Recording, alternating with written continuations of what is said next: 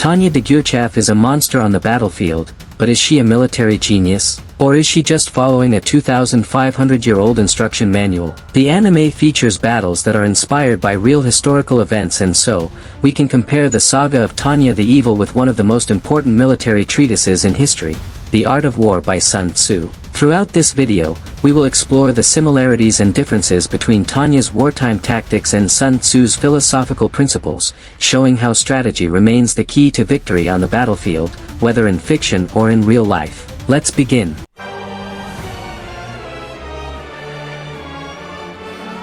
Before we begin, we need to understand what exactly is the art of war. It's a military treatise written by the Chinese strategist Sun Tzu more than 2,500 years ago. Despite its age, its teachings remain incredibly relevant, not only for traditional warfare, but also for business, politics, and even everyday life. Its principles focus on planning, deception, winning through preparation, adaptability, psychological superiority, and what Sun Tzu called the supreme art of war, subduing the enemy without fighting. It's a concept Tanya would love, if it meant she could go back to a desk job. But for now, she'll have to settle for the brute force option.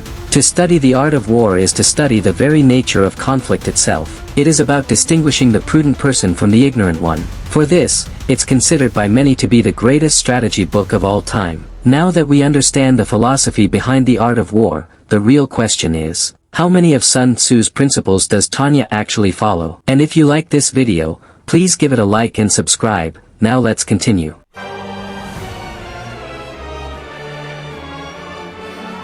Sun Tzu said, "The art of war is of vital importance to the state. It is a matter of life and death, a road either to safety or to ruin. Hence it is a subject of inquiry which can on no account be neglected."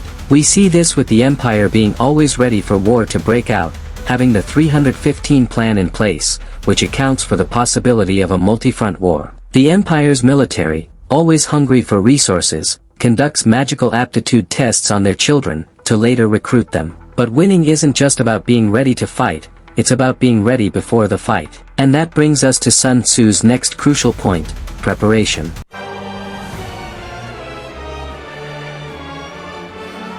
One of Sun Tzu's quotes on preparation is, "Victorious warriors win first and then go to war, while defeated warriors go to war first and then seek to win." One example of this is in the Youjo Senki anime episode 2, when war with the Entente Legadonia began. The Entente created a border crisis when they crossed the border from several points, claiming imperial territory as Nordens as a kind of domestic propaganda. The Entente's government sent their troops without preparation and the empire retaliated harshly. In this situation, the Entente acted unprepared, but the empire defended themselves and won, then continued the war. And we all know how that ended for the Entente. The Entente's higher-ups didn't understand how their actions would be perceived, and that led to their ruin. We see another example against the Grand Duchy of Dacia, a state that had not undergone industrialization and whose artillery was outdated. Tanya and her battalion had to intervene when the Dacian infantry, who had around 600,000 soldiers, invaded imperial territory, again. The result, as Tanya herself said, was an overwhelming victory for the empire. Both countries attacked first, being ill-prepared, and lost horribly.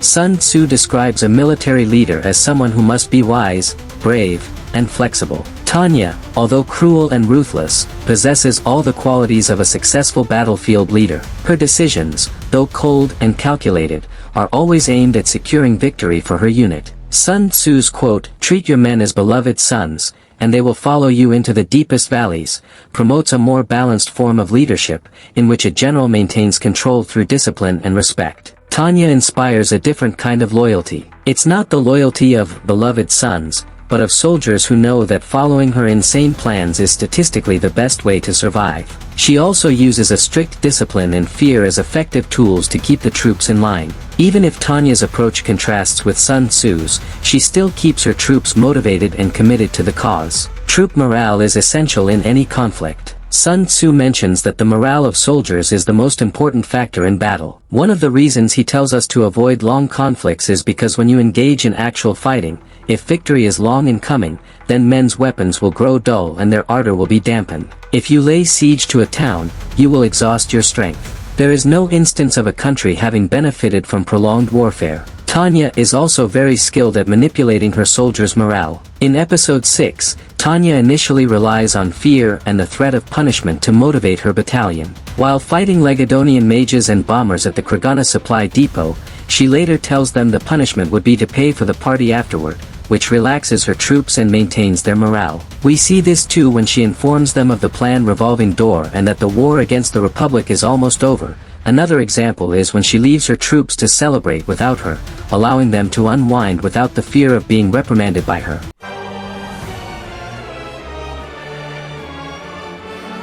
One of the pillars of Sun Tzu's thinking is strategic planning. Sun Tzu wrote that, "Speed is the essence of war." The Imperial 203rd Aerial Mage Battalion embodies this principle perfectly. Their mandate is rapid reaction and deep strikes. They are deployed where the Empire needs victory most. Always available, highly mobile and independent of regional command delays. Another advantage of the battalion is that small groups are more effective for advancing, since they save resources and move faster. Tanya understood this well. She turned limited training time into an advantage.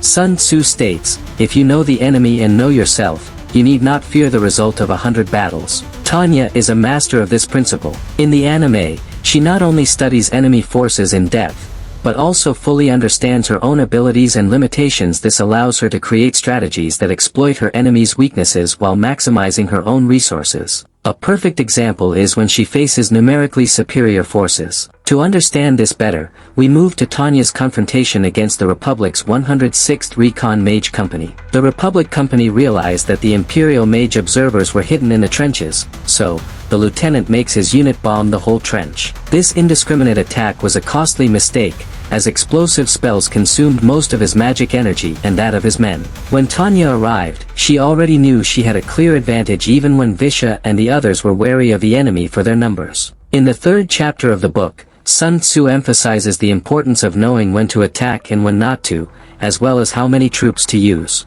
In this case, Tanya knew she was vastly superior in both technology and firepower. She decided to go alone to avoid unnecessary casualties, since heavy losses could prevent her future promotions. Tanya knew the enemy battalion lacked sufficient magic, and she also understood that Imperial technology allowed her to fly much higher than them. This completely protected her and gave her the best possible attack position. Aerial superiority is the strength Tanya uses most. She demonstrated that when the enemy wastes its energy, it creates advantages. We also see this in anime episode 11 when Tanya and her battalion are fighting against the Commonwealth mages. Instead of confronting them directly, she uses her knowledge of terrain and enemy weaponry to set ambushes and traps. Like hiding herself and her unit in the clouds to impede the enemy's vision and being able to attack them from an angle that took them by surprise, thus turning the advantage towards them. It's this cold, calculating self-awareness that makes her such a dangerous opponent, and such a perfect student of Sun Tzu. One example of the opposite is when in the southern continent Delugo realized that the Empire was attacking his bases full of supplies. However,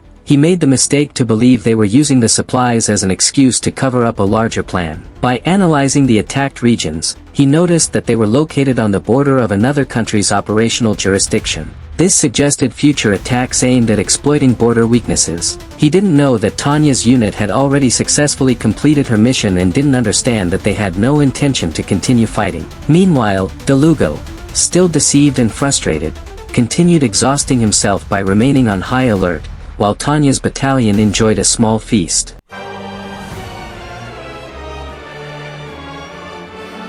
Another important core in Sun Tzu's art of war is flexibility, the capability to adapt to the enemy's movements. In the midst of chaos, there is also opportunity. We see this in the battle against Delugo on the southern continent. Delugo had surrounded the Expeditionary Corps and could have defeated them, but luckily Tanya was able to avoid being encircled and had to find the best way to help Rommel, and she did. She attacked the Free Republic's HQ, creating chaos and the opportunity for Rommel's troops to break free and win the battle. Here Rommel also adapted very well and didn't waste the opportunity Tanya gave him. Another example is at the beginning of the war between the Entente and the Empire. Sun Tzu needed to do something to support the surviving forces being bombarded. In their retreat, knowing that the artillery positions are certain to be fortified, he went against the observers, knowing they were flying solo, without concealing their locations. That move was so unexpected that he and his battalion could penetrate the Empire's aerial defenses and they achieved an attack on Tanya.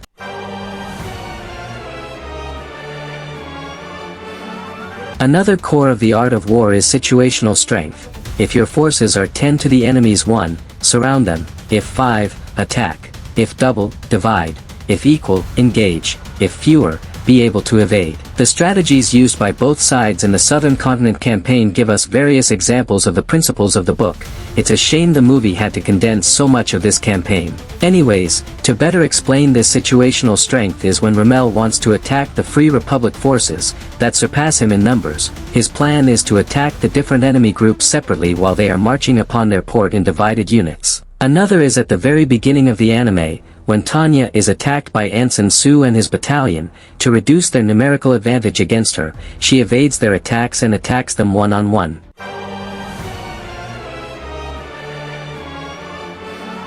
Every army must invest in surveillance and espionage. Through observation, we can determine strategic positions. Through espionage, we obtain valuable information, and we can tip the balance in our favor. Youjo Senki has several instances where information from spies is used. From the Empire we have Ilya, Vish's friend, being part of the intelligence department, and it's thanks to the Eastern Army Tactical Special Reconnaissance Platoon that delivered a distress signal to General Staff about suspicious activity in the Russi Federation that the Empire was aware of the Federation's intentions of joining the war against them. But the ones who are better at this are the Commonwealth. We see them at every front collecting information about the Empire and of Tanya. In Episode 6, Tanya destroyed a secret Commonwealth observation post where Drake was. In Phase 2 of the Operation Shock and Awe, Tanya destroyed unexpectedly another Commonwealth post.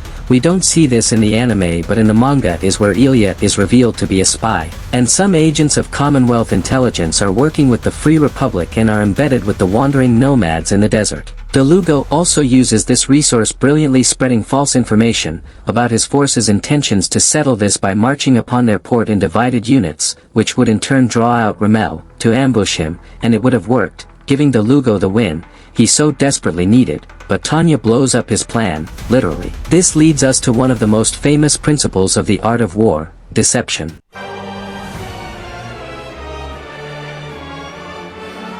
The art of war tells us that all warfare is based on deception, to hide your true intentions, appear weak when you are strong, and strong when you are weak, to pretend retreat in order to lure the enemy. The perfect example of this is in Phase 1 Fog and Sun of Operation Revolving Door, where the Empire uses the Arene incident to spread disinformation within the Republic and feign weakness, making the Imperial Army retreat from the lowlands, lulling the enemy into a false sense of security so the Empire could cautiously prepare its next move. Using psychology, as Sun Tzu tells, if the enemy is arrogant, encourage it. If they are angry, provoke them. The Empire then attacked and destroyed their chain of command, attacking the Republican army installations in the rear, forcing the enemy to fight on the Empire's terms, effectively controlling the conflict. The Empire also used tunnels to pass through enemy lines undetected, surrounding the enemy force. Using Sun Tzu's quote, "Attack where the enemy is unprepared and appear where you are not expected," and following strategic positioning, position yourself to make defeat impossible, then wait for the moment of victory. Truly a wonderful strategy, and it's no wonder everyone in the Empire thought this was the decisive battle that ended the war. But the Republic used deception too. In the Republic's capital, the Empire celebrated its victory with a military parade as the Republican forces withdrew. Tanya's battalion even held a party on one of the Republic's beaches. A ceasefire was initiated and peace terms between the Empire and the Republic were being discussed. But Delugo assembled the Republican forces at the port of Brest, with the intention of organizing a government in exile to continue the fight against the Imperials from the Republic's southern continent colonies,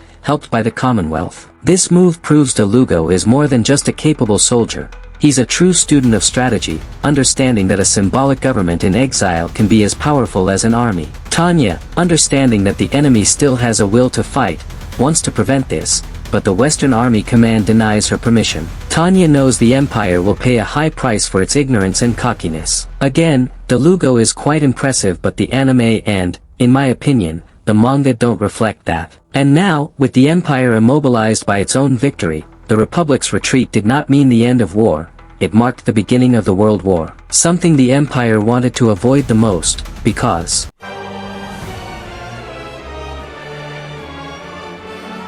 Sun Tzu warns us against prolonged wars. Avoid long, drawn-out campaigns that deplete resources and lower morale. We already covered the lower morale aspect, but the other reason is something Tanya and later Rommel too are always complaining about. At first it was more comical, bad, and not enough food, but in later volumes it becomes a true logistic problem that Zetur is facing. While the anime only hints at this logistical nightmare, a key scene shows Tanya at a joint conference between the Northern Army Command and the Central Army Commissioners, having a heated debate with the Chief of Staff of the North Army Group.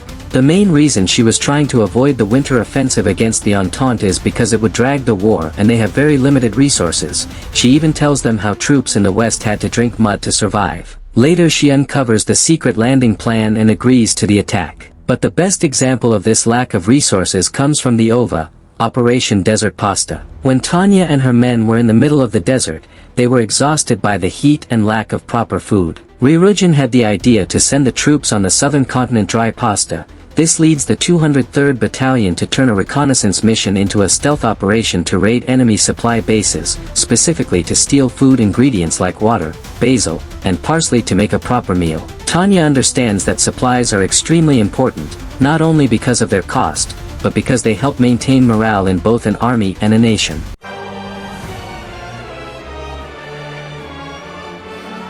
Even today, Sun Tzu's The Art of War is extensively studied by strategists and militaries in our world. The book teaches us that war and deception remain closely linked. This is important because it doesn't matter what we call it, peace, armistice, or surrender, war never truly ends. We see the core principles, rules, and strategic maxims of the book being used by both sides, the empire and its enemies, showing us that the ones who achieve victory are those who, with a bit of luck, use these rules more effectively. In the end, what makes Youjo Senki so fascinating is that beneath the magic and explosive aerial battles lies something far more grounded: strategy. What do you think? Is Tanya a true strategic genius, or is she just a great student of history? Let me know in the comments below. If you enjoyed this deep dive into the strategy of Youjo Senki, be sure to like and subscribe for more analysis of your favorite anime worlds. Thanks for watching.